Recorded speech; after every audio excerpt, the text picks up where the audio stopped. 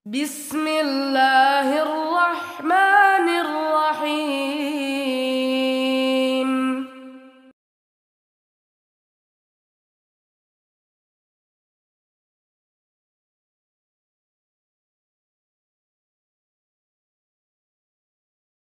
Assalamualaikum warahmatullahi wabarakatuh. Alhamdulillahirabbil alamin wassalatu wassalamu ala Rasulillah wa ala alihi washabihi wasallam amma ba'd. Anak-anak sekalian yang semoga dirahmati Allah Subhanahu wa taala. Alhamdulillah hari ini kita bersyukur kepada Allah Subhanahu wa taala yang telah memberikan kita kesehatan, kekuatan dan kesabaran dalam menjalankan segala aktivitas kita, termasuk diantaranya adalah menuntut ilmu. Dan semoga kita senantiasa dijaga oleh Allah Subhanahu wa taala dari segala macam mara bahaya. Amin. Anak-anak sekalian yang semoga dirahmati Allah Subhanahu wa taala, insyaallah hari ini kita akan melanjutkan pelajaran kita dalam pelajaran SKI. Hari ini kita akan masuk pada pembahasan baru di pelajaran kedua halaman 32. Pelajaran 2 halaman 32. Dan insyaallah kita akan masuk pembahasan khalifah yang ketiga karena sebelumnya kita sudah bahas khalifah yang kedua yaitu Umar bin Khattab. Kita akan membahas khalifah yang ketiga. Beliau adalah Utsman bin Affan. Utsman bin Affan merupakan seorang yang sangat kaya raya, dan beliau juga ini merupakan salah satu di antara penulis wahyu yang menuliskan Al-Qur'an di zaman Nabi sallallahu alaihi wasallam. Ada beberapa sahabat yang menjadi penulis wahyu di zaman Nabi sallallahu alaihi wasallam. Salah satu di antaranya adalah Utsman bin Affan. Dan beliau ini terkenal memiliki sifat pemalu. Nabi sallallahu alaihi wasallam dalam hadisnya menjelaskan tastahi minhul malaikah, bahkan malaikat pun malu terhadap Utsman bin Affan. Dan malu di sini tentu malu yang terpuji, bukan yang malu yang tercela. Malu yang tercela. Itu sifat beliau. Sifat beliau memiliki terkenal dengan sifat pemalu beliau. Dan beliau sebagaimana yang kita katakan bahwa beliau adalah seorang yang sangat kaya. Pernah membeli sebuah sumur. Sumur milik seorang Yahudi. Dan sumur itu dijadikan oleh Utsman bin Affan untuk kaum muslimin semuanya boleh mengambil air tersebut. Semuanya sumur umum. Beliau menjadikan sumur yang sudah dibeli tadi dijadikan sebagai sumur umum, siapapun boleh mengambil air di dalam tersebut. Itu sebagai amal jariah dari Utsman bin Affan. Bahkan sumur tersebut sampai sekarang sumur dan tanah tersebut yang dibeli Utsman bin Affan itu sampai sekarang masih ada tanah yang dibeli oleh Utsman bin Affan beserta sumurnya itu sudah dibangun gedung-gedung yang tinggi dan dimasukkan hasil dari dari gedung-gedung tersebut, hotel-hotel tersebut itu dimasukkan ke dalam rekening negara atas nama Utsman bin Affan. Jadi beliau sampai sekarang itu memiliki amal jariah yang terus pahalanya mengalir ke beliau, karena sampai sekarang sumur yang pernah dibeli atau tanah yang dibeli beserta sumurnya itu sampai sekarang bermanfaat bagi kaum muslimin, bahkan bagi negara. Dan itu merupakan salah satu kedermawanan Utsman bin Affan. Beliau juga pernah diceritakan bahwa membawa uang 1000 dinar. Membawa 1000 dinar. 1000 dinar itu berapa juta ya? Banyak. 1000 dinar dan beliau menemui Rasulullah SAW membawa uang tersebut. Dan itu uang itu beliau sumbangkan untuk dipergunakan dalam perang Tabuk.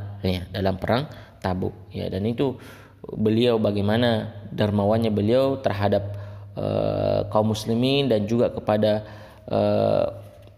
ketika ke perang Tabuk, beliau menyumbangkan 1000 dinar untuk membantu pasukan kaum muslimin. Meskipun itu salah satu bentuk kekayaan dari Utsman bin Affan. Meskipun Utsman bin Affan kaya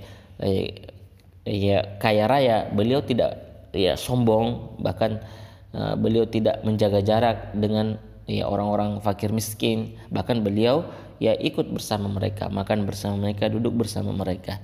Ya itulah diantara keutamaan dari Utsman bin Affan. Ya beliau seorang yang pemalu, seorang kaya raya, dermawan, dan juga tidak sombong ya terhadap ya masyarakat fakir miskin. Ya karena itulah Nabi SAW menikahkan dengan putrinya. Ya Rasulullah menikahkan Utsman bin Affan dengan putrinya. Ya bahkan dua putrinya. Ya yang pertama beliau nikahkan dengan putri Rasulullah yang bernama Ruqayyah. Ya Rasulullah menikahkan Utsman bin Affan dengan Ruqayyah, dan setelah Ruqayyah meninggal, istri anak Rasulullah meninggal Ruqayyah, maka Rasulullah kembali menikahkan dengan anaknya yang lain yang bernama Ummu Kulthum. Ya, jadi Utsman bin Affan ini menikahi dua putri Rasulullah SAW. Ya, makanya beliau diberi gelar sebagai Dzun Nurain, yaitu mempunyai, yang artinya mempunyai dua cahaya.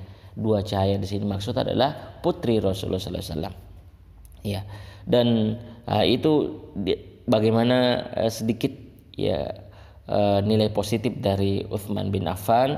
Beliau seorang yang memiliki sifat yang pemalu, beliau sangat dermawan, yang membeli sebuah sumur ya, dan untuk disedekahkan kepada kaum muslimin, dan juga menyumbangkan 1000 dinar untuk pasukan perang. Dan beliau juga ya tidak sombong dan tidak menjaga jarak dengan masyarakat fakir miskin. Dan selama beliau menjadi khalifah, beliau banyak melakukan program-program kerja. Di antaranya adalah mengganti gubernur negara yang Islam ya taklukkan. Ya, jadi setelah Utsman bin Affan menggantikan Khalifah Umar bin Khattab, ya Utsman bin Affan mengganti gubernur-gubernur di negara-negara yang Islam taklukkan. Dan juga beliau diantara hasil dari kerja beliau ketika menjadi khalifah adalah yaitu memperbanyak naskah Al-Quran. Ya, jadi di zaman Abu Bakar khususnya itu ya dikumpulkan cuma dalam satu, sampai di naskah Al-Quran cuma satu ya di zaman Abu Bakar sampai zaman Umar bin Khattab. Nanti di zaman Utsman bin Affan ya naskah Al-Quran itu diperbanyak menjadi 5 buah. Di antaranya dikirim ke Syam, Yaman, Bahrain, Basra, dan Kufah.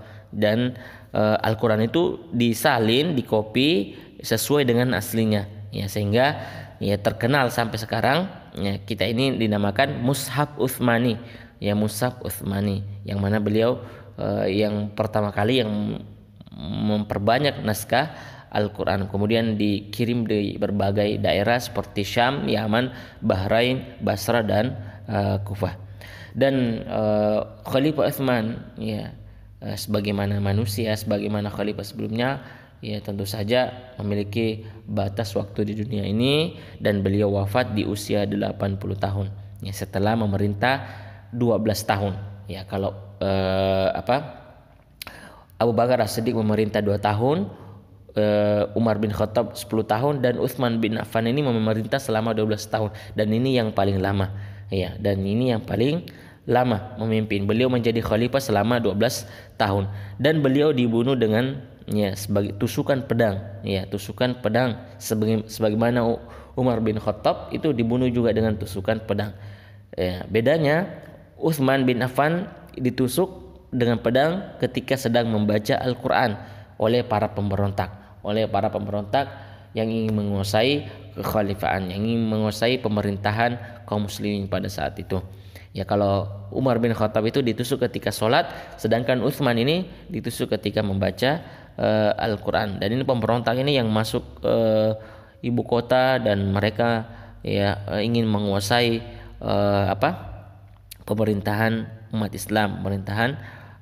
umat Islam, dan mereka ini